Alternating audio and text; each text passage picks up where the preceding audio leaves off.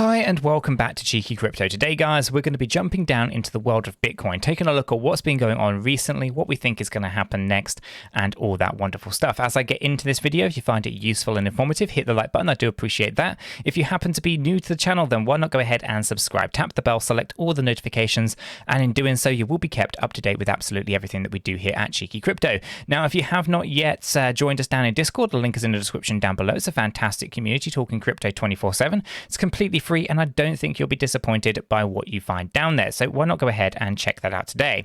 And if you are looking for a little bit more from the crypto space, why not check out the Patreon service as well in the description below. We offer a lot more for the Patreon members via Discord, everything from AMAs twice weekly through to kind of what myself and Chris are doing in terms of buying, selling, and staking, a little bit of trading here and there, all the way through to project reviews and a whole host of additional benefits. So if those things sound interesting to you, why not check them out in the description below. Now, this video is going to be kind of a recap, a brief one at that, of what we covered on the Twitch stream this morning. Okay, we cover a lot more detail on the Twitch stream, so if you're wanting any more detail further and deeper than what we're going to cover in this video, I'll put a link in the description below for the recent Twitch stream that we did this morning. Okay, so let's make a start though. Bitcoin paired up with the USDT on the hourly chart. Binance is our data source. Okay, now here we can see that we've got some interesting kind of structures going on. We have our typical kind of C wave movement to the upside, which is good. We're in that kind of range. We were speculating yesterday in the AMA with our members about the potential of a fifth wave movement to the upside.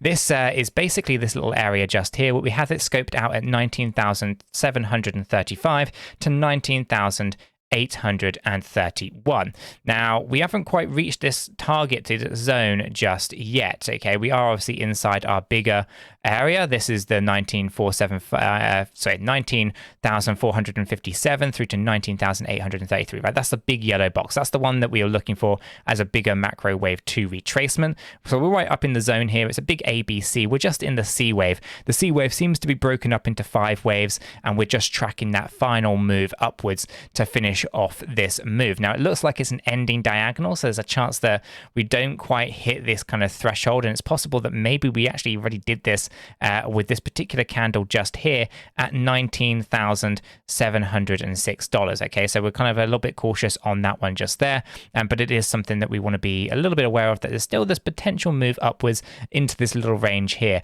We must stay below 19,951 to be all valid with our moves to the downside.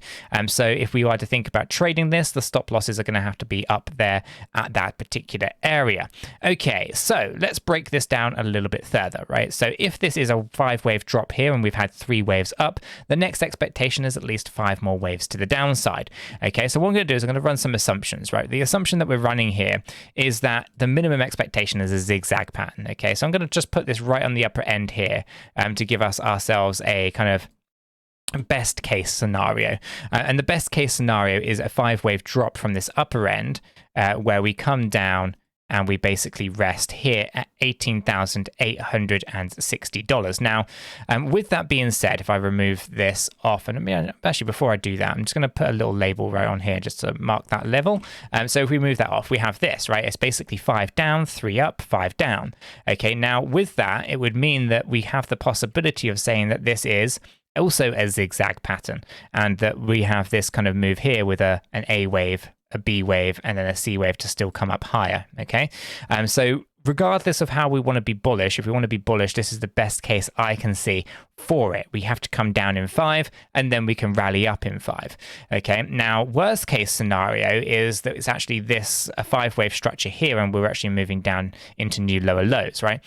So we should be a little bit cautious. There's many different areas that this can break on down into, and there's lots of things to think about in validations and all of those. Okay, so just be aware that there's several different options. I'm going to remove all of those out for now and just focus in on what's happening. The next move is going to be down once we complete whatever this is up here. Okay, I'm speculating it as a 5th wave movement because it would tie in with that structure, but it doesn't have to be.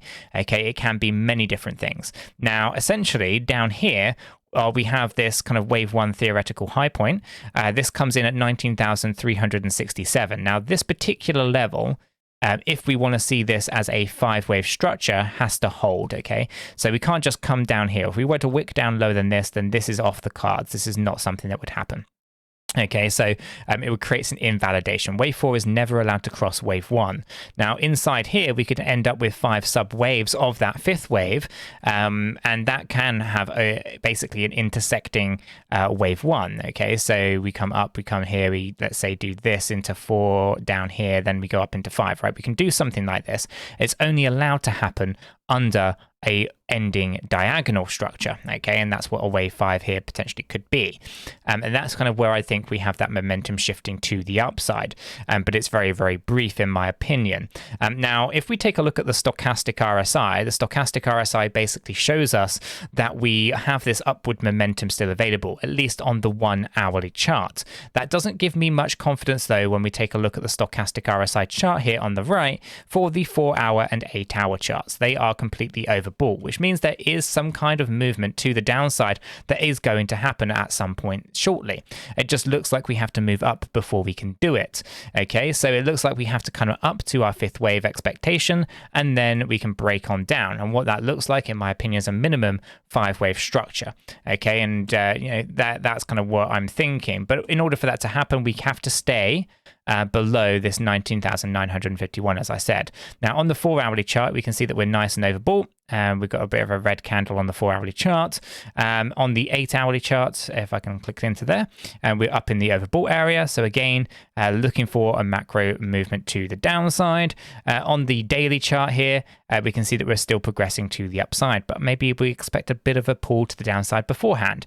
Now, one of the things that's really interesting about our daily chart is where all of our structures actually start to pair up, right? Because one of the things that we want to talk about quite often, or do talk about quite often, let me remove the stocks, is these, right? The ability to kind of trick retail investors, right? We've got higher lows and we've got higher highs, and these things often break to the downside.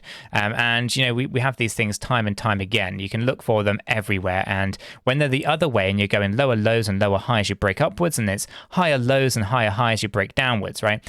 You can find these all over the place. I don't need to go through it all over again. But my point is that we've got this also occurring on our daily chart just in here. So if I come in and find my parallel channel, it's probably not an exact parallel channel, but I'll kind of give this the best example I can within here. So we'll throw this in, for example. You kind of see that we have this area. Now, actually, this wick here actually does invalidate, so maybe it's not on the daily chart that I'm referencing. Let me just pull this up into our 4-hourly chart and talk about it in here. And actually, no, that wick actually really does take care of that.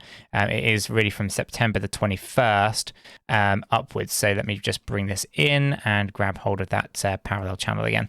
So what I'm going to do is I'm going to take this wick low, and I'm going to take this wick low here, and then we just rally it up, for example. You can see it's actually kind of more trading sideways. So I am concerned that, you know, there's a breakdown. I'm not saying that we have to come down lower than this 5th wave right now, but at some point we probably will. And because we've got this 5-wave drop here, okay, and we've gone up, and if we do see big 5-wave move to the downside, then essentially what I'm saying is that we are likely to see new lower lows, probably towards the kind of $16,475 level. And that would basically allow us to look at this entire structure here, all the way from this high point in September 13th to as basically a 335 correction. So we're looking for this move to the downside. Now, 15K has a lot of liquidity, and 16K has a reasonable area to kind of think that this is an area of reversal, right? So when we start thinking about structure, if we do really start to pull back in a 5-wave move that goes beyond what we were just talking about as a basic kind of minimum zigzag structure, then, you know, we are talking $16,000, $15,000 possibly as an ending move here for 335, and that would be 53535 coming down towards that $15,000 level.